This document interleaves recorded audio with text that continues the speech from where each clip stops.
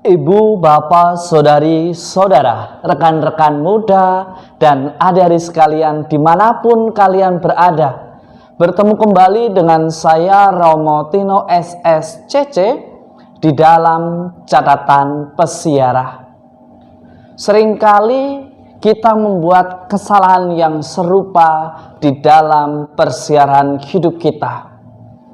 Kita ingin menjadi sukses.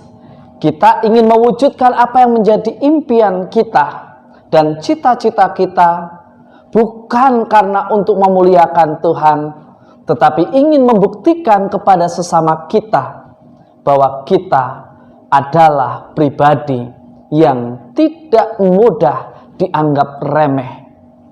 Bahkan seringkali ketika kita tidak mencapai apa yang menjadi impian dan apa yang kita cita-citakan, kita menjadi mudah putus asa.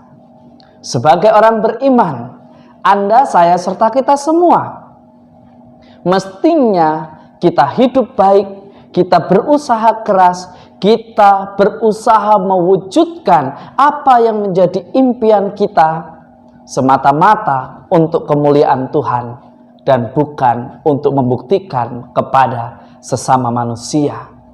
Karena yang Tuhan perlukan ialah kemauan untuk berproses, bertumbuh, dan berbuah kebaikan. Sebelum kita mendengarkan permenungan dari catatan pesiarah, marilah kita membuat tanda kemenangan Kristus. Dalam nama Bapa dan Putera dan Roh Kudus. Amin. Allah Bapa di surga, kami sungguh bersyukur karena Engkau telah membuka mata kami bahwa mencintai Allah dan mencintai manusia tidak pernah berat sebelah.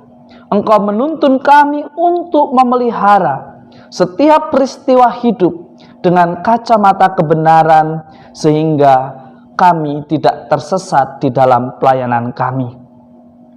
Tuhan Yesus, bantulah kami di dalam mewujudkannya. Buatlah kami untuk mengesampingkan ego dan ambisi kami, tetapi membiarkan diri kami dipimpin oleh Roh-Mu untuk menjadi berkat bagi sesama. Demi Kristus Tuhan dan pengantara kami. Amin. Ibu, bapak, saudari, saudara, rekan-rekan muda, dan adik-adik sekalian yang terkasih, mungkin ada beberapa dari Anda, saya, serta kita semua mempertanyakan, apa maksud sabda Allah selama sepekan ini? Berbicara tentang apa yang harus kita lakukan, bagaimana kita harus hidup, untuk apa kita melakukan, untuk apa kita terlibat dan memberikan talenta yang kita miliki di dalam kehidupan menggereja maupun bermasyarakat. Paulus di dalam suratnya kepada jemaat di Filipi mengingatkan Anda, saya, serta kita semua bahwa ketika Kristus merajai hatimu, hatiku, hati kita semua dalam hidup kita, maka sukacita akan melimpah dan senantiasa mengiringi setiap langkah kehidupan kita di dalam memaknai dan menjalani lembaran kehidupan kita di dunia ini. Anda, saya, serta kita semua diajak untuk hidup yang semakin didorong oleh kasih Allah sendiri untuk mewartakan ajarannya dan meneguhkan semua orang beriman. Mestinya kita melakukan segala sesuatu bukan karena untuk membuktikan saya paling hebat, saya paling benar, saya paling tahu, saya paling dan paling di dalam kehidupan bersama. Ketika tidak ada orang menghargai, mengapresiasi, dan menganggap kita lebih dari yang lain, lantas kita berputus asa. Lantas kita cari orang lain untuk bisa dipersalahkan. Bahkan seringkali kita menjadi pribadi yang lebih jahat, menuduh seseorang yang tidak mungkin untuk diklarifikasi kebenarannya. Seringkali kita mengkambing hitamkan mereka yang sudah tidak ada atau yang tidak dekat dengan kita, hanya karena kita ingin dibenarkan, hanya karena kita ingin dianggap sebagai pribadi yang tidak pernah melakukan kesalahan. Di dalam hidup sebagai orang beriman, baik di dalam pelayanan, dalam gereja maupun di dalam masyarakat, sebagai aparatur negara, sebagai orang yang dituakan, sebagai orang yang menjadi sumber inspirasi, dia akan jatuh ketika menjadi sombong dan merasa diri paling benar dan paling dibutuhkan.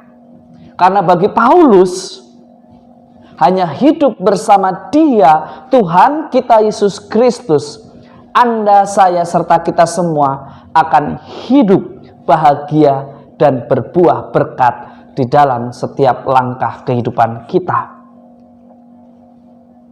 Seringkali sikap angkuh membuat kita kehilangan arah di dalam pelayanan dan kehidupan sebagai orang beriman. Boleh Anda, saya, serta kita semua aktif di dalam pelayanan, ikut berdoa setiap saat.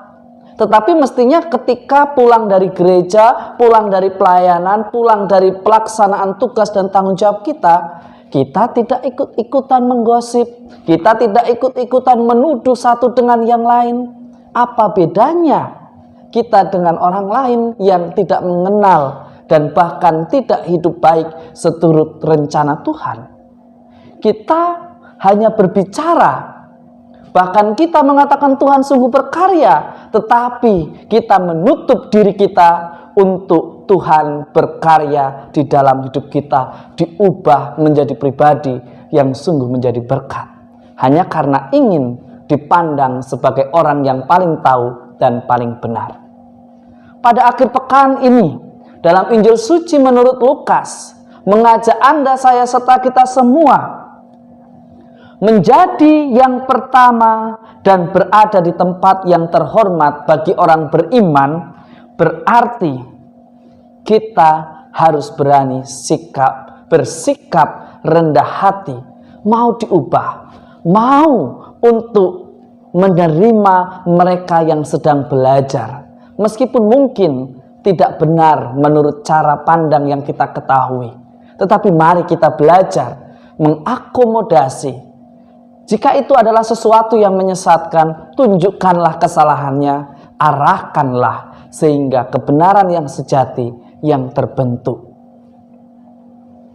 Tentu menjadi orang yang paling terhormat, paling dihargai, dianggap yang paling tahu, itu adalah keinginan banyak orang. Tetapi seringkali yang gila hormat, orang yang sering ingin dipandang benar, melupakan batas-batas bahwa ada otoritas yang lebih tinggi, ada budaya, ada tradisi dan kebiasaan yang berbeda dari apa yang kita pelajari dengan apa dan di mana kita berada saat ini.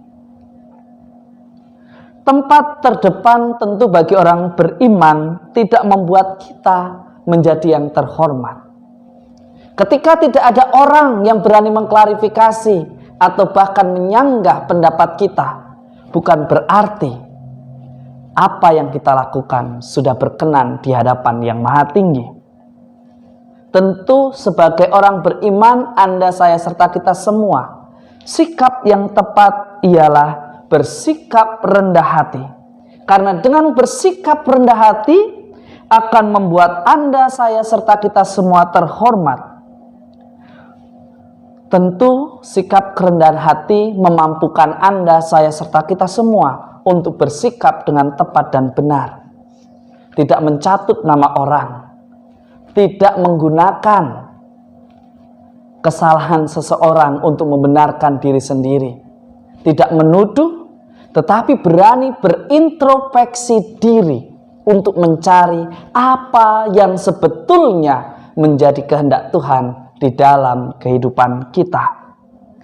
Apa yang membuat Anda, saya, serta kita semua menjadi pribadi yang agung dan terhormat?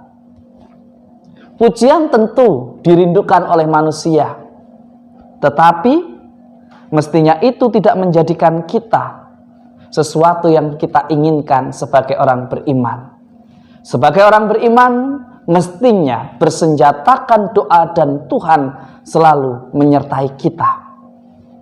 Orang beriman tidak mengejar pujian, tetapi ia tetap berdiri tegak di dalam kebenaran yang Tuhan kehendaki di dalam kehidupan.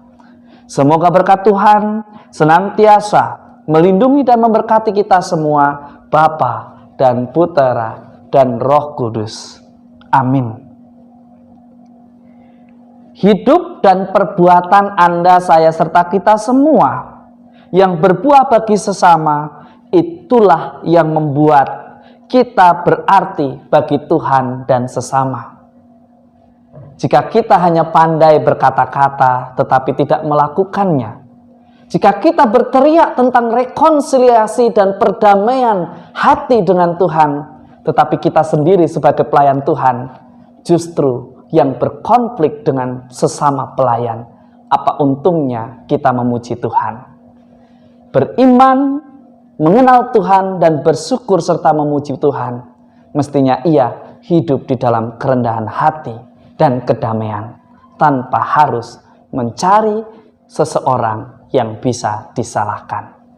Selamat berakhir pekan, Tuhan memberkati. Amin.